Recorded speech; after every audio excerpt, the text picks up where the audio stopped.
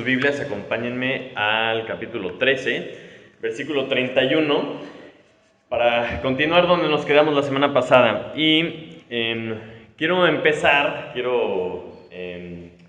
preguntarles, ¿verdad? Si yo les doy ciertas características de un animal, por ejemplo, y yo les dijera, soy felino, soy anaranjado y tengo rayas negras, ¿qué me dirían que soy? Sí, ¿verdad? Claro. Si yo les digo que soy el animal terrestre más grande, que soy gris y que tengo una trompa grandota, ¿qué me dirían que soy? Un elefante, ¿verdad? Si les digo que normalmente vivo en China, soy abrazable y soy blanco con negro, ¿qué soy? Un panda, ¿no?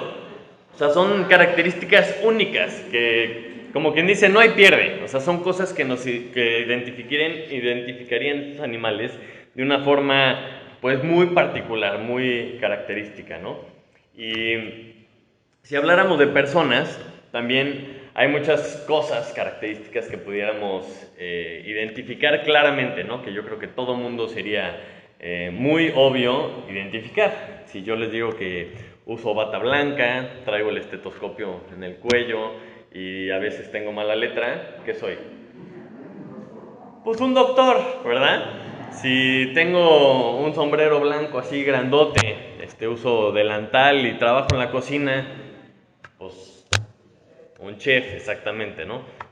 Esas son cosas que, ya sea por ¿no? lo que trabajan o los estereotipos que de repente tenemos, pues sería muy fácil de identificar. Pero ¿qué tal si yo te preguntara que describas a la persona que tienes al lado? En términos no físicos, no en rasgos físicos, sino en cuestiones como de carácter, en cuestiones de comportamiento. Ya no es tan fácil, ¿verdad? Describir a alguien y que sea exactamente esa persona porque es así.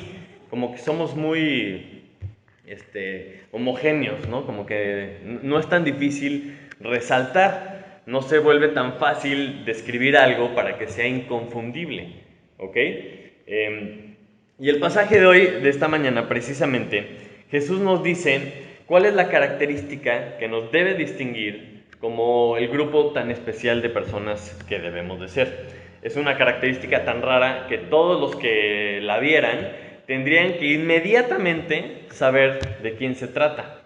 O sea, este pasaje nos va a hacer reflexionar un poco de qué tanto esto es cierto en nuestras vidas, qué tanto es una característica que nosotros tenemos, que nosotros reflejamos, y al mismo tiempo vamos a ver qué debemos de hacer para cambiar esto. Entonces, acompáñenme a Juan 13, versículo 31, y vamos a leer hasta el versículo 38. Dice así la palabra de Dios. Entonces, cuando hubo salido, dijo Jesús, ahora es glorificado el Hijo del Hombre, y Dios es glorificado en él. Y si Dios es glorificado en él, Dios también le glorificará en sí mismo, y enseguida le glorificará. Hijitos, aún estaré con vosotros un poco. Me buscaréis, pero como dije a los judíos, así os digo ahora a vosotros. A donde yo voy, vosotros no podréis ir. Un mandamiento nuevo os doy, que os améis unos a otros. Como yo os he amado, que también os améis unos a otros. En esto conocerán todos que sois mis discípulos, si tuviereis amor los unos por los otros. Le dijo Simón Pedro, Señor, ¿a dónde vas? Jesús le respondió, a donde yo voy no me puedes seguir ahora, mas me seguirás después. Le dijo Pedro, Señor, ¿por qué no te puedo seguir ahora? Mi vida pondré por ti. Jesús le respondió, ¿tu vida pondrás por mí? De cierto te digo, no cantará el gallo sin que me hayas negado 3 veces. Hasta ahí vamos a leer esta mañana. Padre Santo, te amo, muchas gracias nuevamente por permitirnos estar reunidos, Señor, en tu nombre. Gracias porque podemos estudiar tu palabra, gracias porque podemos platicar de ti, Señor, convivir unos con otros con toda libertad, Señor.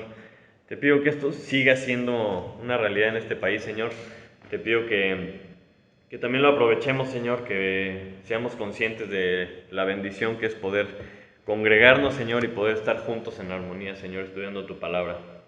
Te pido que tu Santo Espíritu hable en nuestros corazones, Señor, que tú nos des convicción para poner en práctica lo que nos enseña, Señor, y te pedimos estas cosas en el precioso nombre de tu Hijo Jesús. Amén. Muy bien, entonces un poquito de contexto. Veíamos la semana pasada que Jesús anuncia que Judas lo va a entregar. Y le dice, órale, ya, vas, ¿no? Lo que vas a hacer, hazlo más pronto. Entonces aquí vemos que ya sale Judas y Jesús se vuelve a enfocar a la enseñanza que está dándoles a sus discípulos. Recuerden que del 13 hasta el 17 vamos a ver puras enseñanzas de Jesús a los suyos. Y sigue con este mensaje Jesús y vamos a ver qué nos enseña, porque él habla de dos cosas que son importantísimas, dos cosas que tenemos que tener muy presentes. Y además Pedro nos va a enseñar algo sin querer, ¿verdad? Nos va a enseñar una cosa que debemos de evitar cuando Jesús nos está enseñando algo. Entonces, el primer punto es que les está dejando un nuevo mandamiento. Está diciendo el versículo 34 que un nuevo mandamiento les va a dejar. Y dice que os améis unos a otros como yo os he amado, que también os améis unos a otros. Entonces, esta palabra, que es la palabra ágape, no es que sea un tipo de amor, sino que es una palabra, es ágape, es el amor del que habla la Biblia. Y tenemos que empezar sabiendo qué es el amor para Dios, no para nosotros. O sea, ¿qué significa el amor para Dios? ¿Cómo es que Él define el amor? Y Juan mismo, ¿verdad? El mismo autor que estamos leyendo ahorita, muchos años más adelante, en 1 Juan 4, nos dice, amados, amémonos unos a otros porque el amor es de Dios. Todo aquel que ama es nacido de Dios y conoce a Dios. El que no ama no ha conocido a Dios porque Dios es amor. Entonces, se pone un poco interesante decir, Dios es amor, es decir, Dios es ágape. Y es que si no está Dios, si no hay amor, vamos a decir, o sea, no hay amor si Dios no está en la ecuación. O sea, no puede ser amor, no puede ser este ágape del que habla la Biblia si Dios no está presente. Porque como dice aquí Juan, Dios es amor. Entonces, si yo te doy un vaso de agua y después te doy un vaso de etanol, pues tú lo ves y dices, pues es líquido, transparente, ¿verdad? Le haces así, pues se mueve igual, pero no es lo mismo, ¿verdad? Son semejantes, pero ¿qué tal si lo pruebas? Pues uno a lo mejor te quita la sed y te hace bien, y el otro pues sabe horrible, ¿no? Sabe horrible, te hace daño, y pues es el alcohol que usas para curarte las heridas. Si alguna vez lo has probado sin querer, es una cosa horrible, ¿no? Entonces, y es que aunque parezcan lo mismo, o aunque tú los veas a simple vista y se vean pues igual, a nivel molecular, a nivel de las partículas, claramente no son lo mismo, porque no están hechos de lo mismo. Si se acuerdan un poquito de la escuela, el agua pues H2O, ¿verdad? O sea, dos moléculas de hidrógeno y una de oxígeno. Y el etanol pues es C2H5OH, ¿verdad? Son muchas cosas muy diferentes que por eso tienen el efecto que tienen. Entonces, a nivel molecular, pues no tienen nada que ver. Son cosas muy, muy diferentes. Entonces, cualquier persona que quiera decir que puede amar o que sabe amar, ¿verdad? O que conoce el amor, pero no conoce a Dios, tristemente no conoce el amor, no conoce este ágape del que estamos hablando, porque no es para nada lo mismo. Si Dios no está en la ecuación, no es amor. Y eso es algo que a lo mejor nos puede costar trabajo escucharlo así porque pensamos que sabemos que es el amor. Pero si no está Dios ahí, no tiene nada que ver. Entonces por aquí empezamos. ¿Ok? Y luego Jesús continúa diciendo, como para que nos quede más claro, dice, como yo os he amado, en el versículo 34, que os améis también vosotros. La instrucción es ámense unos a otros, como yo lo defino, y además, cópienme, o sea, como yo os he amado. Entonces la respuesta, o más bien la pregunta que nos tendríamos que hacer es, bueno, ¿cómo nos amó? O sea, tenemos que entender esto claramente para poder seguir la instrucción. Si no entendemos cómo nos amó, entonces ¿cómo vamos a seguir su ejemplo? 1 Juan 3:16 nos dice, en esto hemos conocido el amor, en que Él puso su vida por nosotros. También nosotros debemos poner nuestra vida por los hermanos. Y un poquito más adelante dice, hijitos míos, no amemos de palabra ni de lengua, sino de hecho y en verdad. Está padrísimo como Juan, ¿verdad? En el Evangelio de Juan está ahí presente cuando Jesús les dice, hijitos, ¿verdad? Que les dice, hijitos, aún estaré con vosotros un poco. Y luego pasan muchos años, 50, 60 años después, Y luego, si no es que más, y luego Juan mismo está escribiendo y diciendo, hijitos míos, no amemos de palabra ni en lengua, sino de hecho y en verdad. O sea, pareciera que Juan está siguiendo el ejemplo de Jesús, está aprendiendo, después de todo lo que vivió, aprendió cómo se debe de amar. Y este tipo de amor que vamos a ver, que sabemos qué pasa más adelante, es un amor sacrificial. Porque Jesús puso su vida por nosotros. Él se entregó a sí mismo, se ofreció su propia vida literalmente por amor a nosotros. Entonces, si Él puso su vida por nosotros, ¿qué significará poner nuestra vida por los hermanos? O sea, a lo mejor no vamos a tener la oportunidad de literalmente entregar nuestra vida por alguien más. O sea, físicamente, pues a lo mejor no estamos comúnmente en esas circunstancias, pero no está hablando solamente de esto. Y tampoco está hablando espiritualmente. Yo no puedo poner mi vida espiritualmente por alguien más. No hay aquí como un trueque que sea válido. El único que pudo hacer eso fue Jesús. Entonces, si no está hablando físicamente y no está hablando espiritualmente, pues entonces ¿a qué se refiere que pongamos nuestra vida por los hermanos? Algo debe significar, ¿verdad? Y este amor sacrificial es donde nosotros entendemos que la otra persona vale más que yo, donde ponemos el valor de los demás por encima del mío. Y Juan 15:13, un poquito más adelante, dice, nadie tiene mayor amor que este, que uno ponga su vida por sus amigos. Entonces, cuando yo valgo más para mí mismo que todos los demás, pues esto se nota. O sea, porque yo me enfoco en todo lo que hago en mí, en mis necesidades, en mis gustos, ¿verdad? En mis prioridades. Y pues no voy a sacrificar nada porque yo soy el que valgo más para mí. Entonces este amor sacrificial es algo distinto, es algo que se debe de notar. Si yo considero que los demás, o sea, tienen un valor más alto que yo, se debe de notar en mis acciones.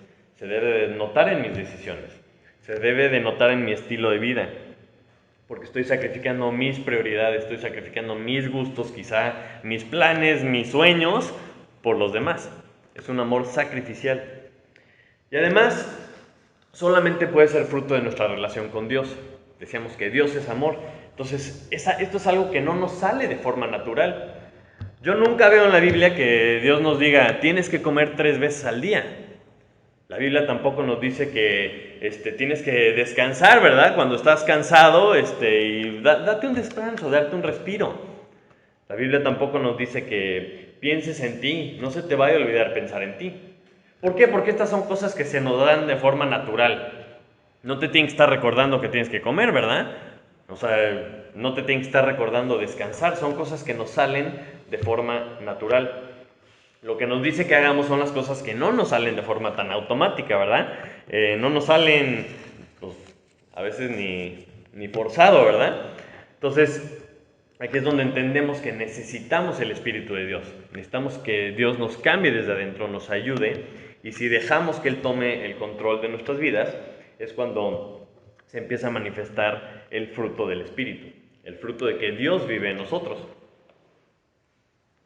Y este famoso fruto del Espíritu que vemos en la palabra de Dios, empieza la lista diciendo que el fruto del Espíritu es amor, gozo, paz, paciencia, benignidad, bondad, fe, mansedumbre y templanza. Un fruto son todas estas cosas, es como la uva, ¿no? Salen muchas uvas, pero es un solo fruto, así es el fruto del Espíritu. Y el amor es el primero, es el que encabeza la lista. O sea, la manifestación en nuestra vida de que estamos controlados por Dios es el amor. Es lo más claro, es lo más importante, es la característica primordial de que el Espíritu de Dios vive en nosotros. Entonces, si tú ya sabes esto, si tú ya lo vives, si tú ya eres alguien que tiene el Espíritu de Dios, entonces es hora de ponerlo en práctica. Es algo que tiene que ser una realidad en nuestras vidas. Primera de Juan 4:20 dice, si alguno dice, yo amo a Dios y aborrece a su hermano, es mentiroso. Pues el que no ama a su hermano a quien ha visto, ¿cómo puede amar a Dios a quien no ha visto? Y nosotros tenemos este mandamiento de Él. El que ama a Dios, ame también a su hermano. Y eso es un versículo que yo creo que nos dan desde la escuela dominical, es algo que hemos escuchado muchísimas veces.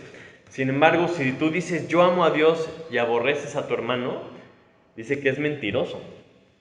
Entonces dices, espérame, está un poco fuerte esto. ¿Por qué? Porque se debe de notar en nuestras vidas. Es algo que nuestras acciones deben reflejar. No es algo que tenemos solamente en la mente. O sea, yo sé que debo de amar a los demás. Pues qué bueno que lo sabes. El punto es cómo se nota. ¿Qué hacemos con esto que sabemos? ¿Qué hacemos con lo que Dios nos va enseñando? Entonces ya vimos que Dios es amor. Entonces tiene lógica que si tenemos a Dios en nuestros corazones, si el Espíritu de Dios está en nosotros, si Dios está en control de nuestras vidas, pues este amor se debe de notar. Es algo que debería de ser lógico. Sin embargo, podemos vivir toda la vida sin hacer esto. También es cierto. Puedes vivir toda la vida sin hacer esto. Puedes saberlo, pero que no se note. Y es triste. Pero entonces, ¿por qué es importante que lo hagamos? O sea, ¿por qué es importante que lo hagamos? Y aquí, quiero que me acompañen al versículo 31, que parece trabalenguas un poquito, pero vamos a ver qué es lo que dice. Entonces, cuando hubo salido, dijo Jesús: ahora es glorificado el Hijo del Hombre, y Dios es glorificado en él. Si Dios es glorificado en él, Dios también le glorificará en sí mismo, y enseguida le glorificará. Hay una palabra que se repite algunas veces, ¿verdad?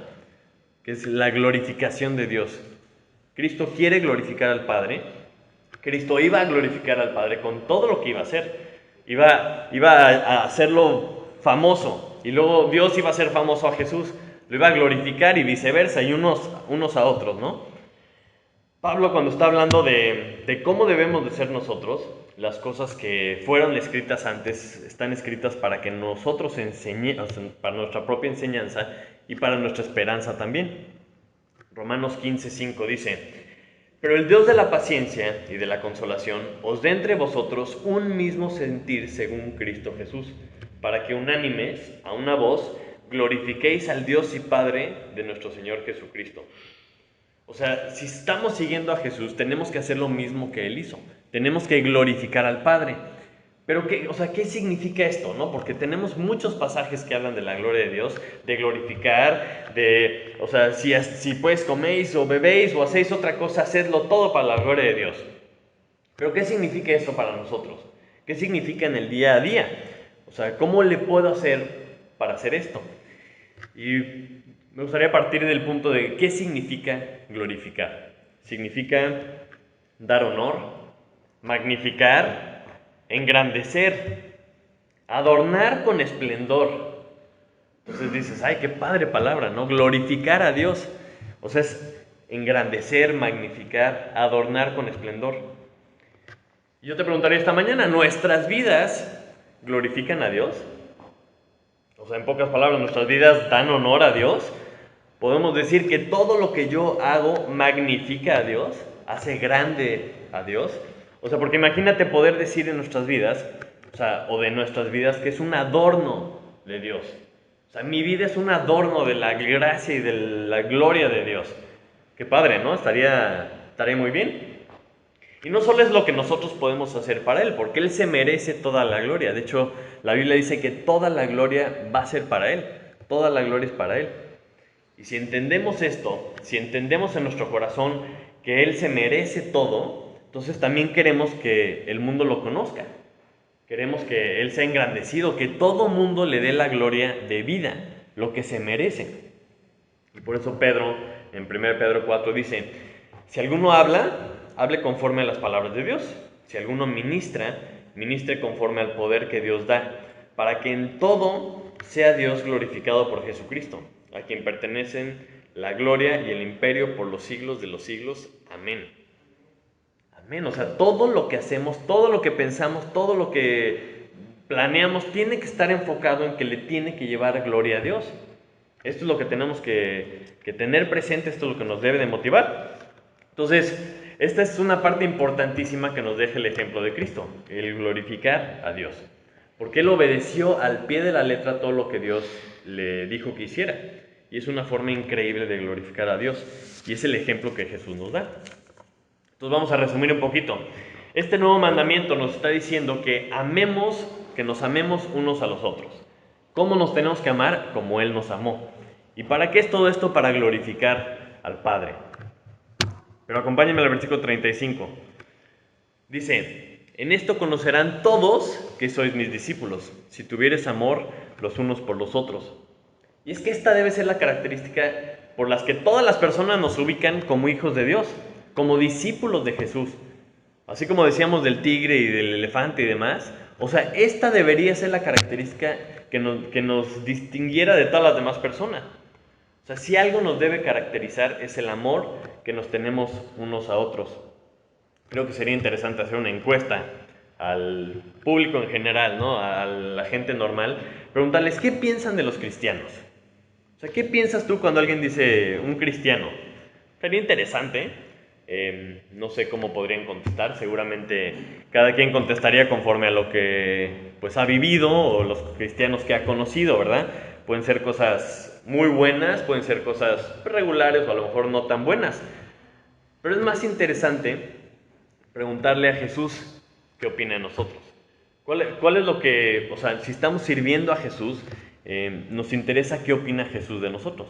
Nos interesaría saber, bueno, cómo nos califica Él, cómo nos ve. Y si Él dice que el amor es lo que nos debe de caracterizar, pues hermanos, tenemos que enfocarnos en eso.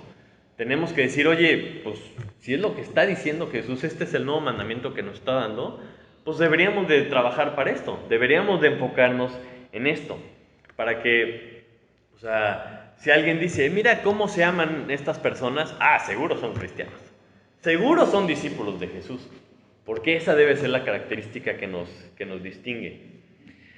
Pues a lo mejor nos consideramos cristianos, ¿verdad? Pero no nos hemos detenido a pensar qué significa esto para el maestro, qué significa ser un discípulo de Jesús.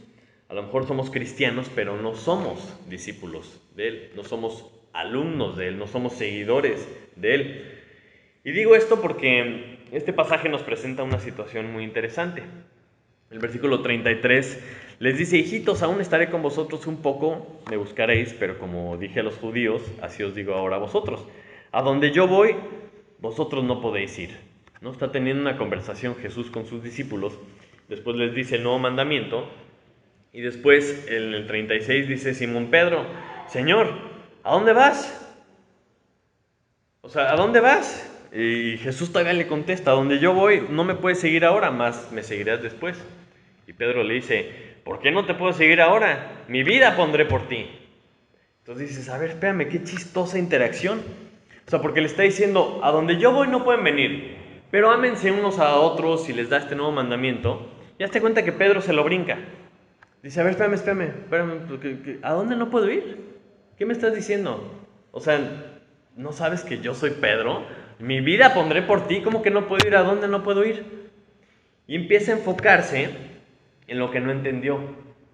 Y es algo que tenemos que evitar nosotros. Tenemos que evitar la tentación de enfocarnos en las cosas que todavía no entendemos y enfocarnos en lo que sí está claro.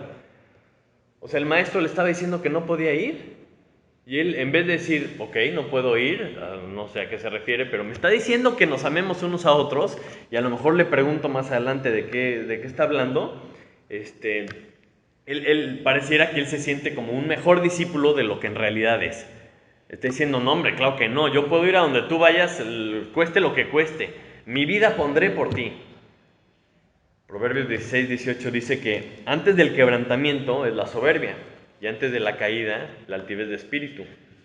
Y veíamos también la semana pasada que el que piense estar firme, mire que no caiga.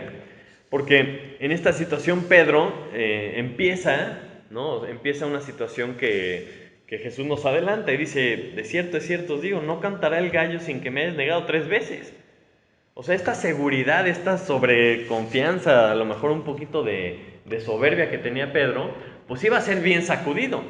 Y vemos más adelante, ¿verdad? Que afortunadamente, gracias a Dios, Pedro sí entendió, sí le cayó el 20, sí aprendió la lección y por lo que leemos en la Biblia, pues su actitud cambió, aprendió la lección. Y sus palabras también cambian muchísimo. Vemos en 1 Pedro 3:8 que dice, finalmente, sed todos de un mismo sentir, compasivos, amándonos fraternalmente, misericordiosos, amigables, no devolviendo mal por mal, ni maldición por maldición, sino por el contrario, bendiciendo, sabiendo que fuisteis llamados para que heredaseis bendición. Entonces, bueno, por lo menos, ¿verdad? Nosotros que leemos la Biblia sabemos que él sí le cayó el 20, pero en este momento ya estaba completamente desubicado. No estaba escuchando lo que Jesús estaba diciendo. Él decía, no, espérame, a mí no puedes decir que no puedo ir. Yo voy a donde sea porque yo voy a dar mi vida por ti. Pero muchas veces nos puede pasar esto. Muchas veces nos enfrentamos a alguna cosa en la Biblia que no entendemos y nos gusta enfocarnos en eso, en vez de enfocarnos en las instrucciones claras que nos deja Jesús. O sea, si nos enfocáramos solamente en lo que está claro de la Biblia, tenemos mucho más que suficiente para entretenernos el resto de nuestras vidas tratando de obedecerlas. Lo que está claro, lo que podemos entender claramente. Y si fuera solamente por repetición, como a veces tenemos que enseñarle las cosas a nuestros hijos, o sea, este tipo de amor, este amor ágape que estamos leyendo, es mencionado 146 veces en el Nuevo Testamento.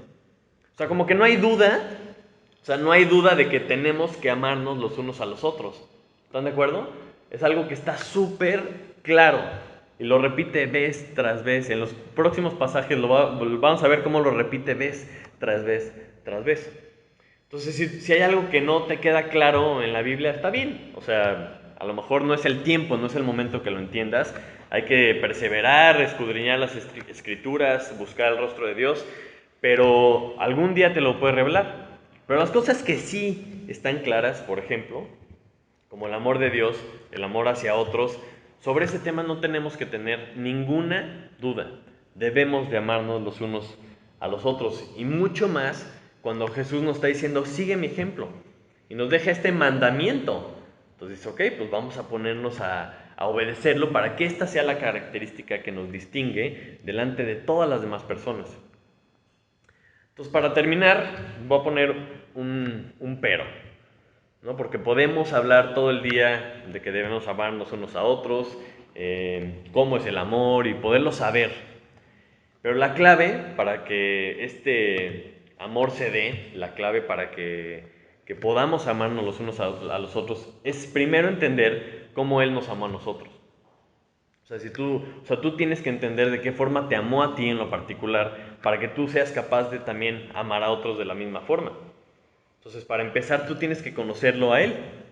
Tú tienes que conocerlo a Él. Tú tienes que conocer este amor que dice Dios es amor. Ese es lo que tienes que conocer. Entonces, si tú ves como un salvavidas rescata a una persona que se está ahogando, puedes decir, wow, qué gran héroe, ¿no? Qué esfuerzo tan increíble, qué padre que salvó a esta persona. Y ya, y puedes seguir tu vida, ¿no? Y te queda como una anécdota que pues, yo una vez vi como un salvavidas rescató a una persona. Y ya. Pero ¿cómo crees que vive esta experiencia la persona que fue salvada? La persona que fue salvada lo vivió de una forma distinta. A lo mejor sintió que se le iba a acabar la vida y de repente llegó este salvavidas y me sacó. Entonces él ve al salvavidas de una forma diferente. Lo ve como pues, su salvador. Está agradecido para siempre, ¿verdad? A lo mejor quiere conocerlo, invitarlo a comer. Y seguramente a lo largo de su vida va a recordar a esta persona muchísimas veces. De si no hubiera sido por él, cada vez que pasara algo interesante en sus vidas. Entonces así es el amor de Dios. Podemos hablar de Él, podemos hablar mucho de Él y ser algo muy padre, pero hasta que no entiendes, hasta que tú no le pones un valor en lo personal, no puede tener ese efecto para ti. Porque tú puedes recibirlo, puedes aceptar esa salvación que Él está ofreciendo, creyendo en el sacrificio que Jesús hizo por ti, o lo puedes rechazar, o puedes hacer una experiencia que no sea tuya, hasta que no lo crees tú mismo, por ti mismo, y entiendes que Jesús te salvó, no vas a poder conocerlo a Él. Y por otro lado, si tú dices que conoces a Dios, si tú ya tienes esto claro, y lees este pasaje, deberías de preguntarte, ok, ¿voy a glorificar a Dios con mi vida o no? ¿Qué voy a hacer con esto que Dios me está enseñando? ¿Vas a amar a los demás más que a ti mismo? ¿Vas a amarlos de una forma sacrificial? Porque este es el amor de Dios. Este es el amor que nos debe caracterizar de tal forma que todas las personas sepan que somos discípulos de Jesús. Y si tú no entiendes nada más en la Biblia, que espero que no sea el caso, con esto tienes para entretenerte el resto de tu vida. Simplemente para poner a los demás por encima de ti, entender ese amor de Dios, es lo único que verdaderamente puede cambiar el mundo. O sea, porque sabemos que el amor es una decisión, sabemos que es algo que no es un sentimiento, ¿verdad? Entonces tenemos que tomar la decisión correcta. tenemos que tomar la decisión correcta para que nuestra vida sea completita para la gloria de Dios. Vamos a orar. Padre Santo, gracias por tu palabra, Señor. Gracias por este mensaje que tú nos dejas aquí, Señor, y gracias por repetirlo tantas y tantas y tantas veces, Señor. Yo estoy convencido que aparece tantas veces en la Biblia porque verdaderamente no es fácil, Señor. No nos gusta obedecerte en este renglón de amar a otros como tú nos amaste a nosotros, Señor. Te pido que pongas en nuestro corazón humildad, Señor. Pongas en nuestro corazón el reconocimiento de lo que tú has hecho por nosotros, de entender quién eres tú para poder así amar también a los demás, Señor. Te pido que esto sea una realidad en nuestras vidas, que podamos reflejar tu amor, Señor, para que otras personas nos identifiquen como discípulos tuyos y quieran también experimentar esto en sus vidas, Señor. Te lo pedimos en el nombre de Jesús. Amén.